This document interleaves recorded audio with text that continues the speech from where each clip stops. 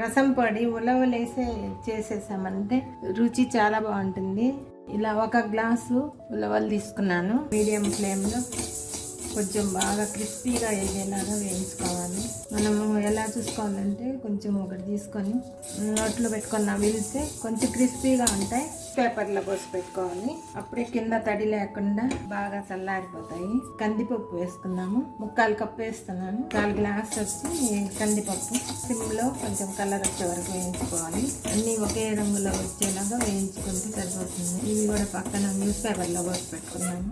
ఇలా వస్తే కలర్ సరిపోతుంది.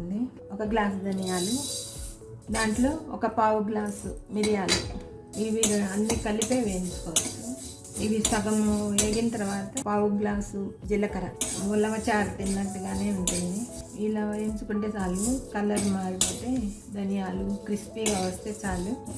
వేయించిన ఉలవలు ధనియాలన్నీ ఇలా న్యూస్ పేపర్లో ఆరబెట్టుకున్నాము.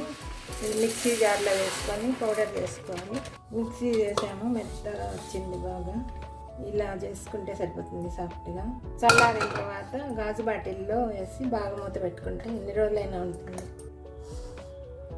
ఉలవలు ధనియాలతో కలిపి రసం పొడి చేసాము కదా, దాన్ని ఇలా బాటిల్లో వేసి పెట్టుకున్నామంటే మనకి 1 మంత్ అయినా ఉంటుంది. దాన్ని బాగా గాలిపోకుండా క్లోజ్ చేసి పెట్టుకోవాలి. చాలా టేస్ట్గా ఉంటాయి. ట్రై చేసి చూడండి, ఎలా ఉందో చెప్పండి.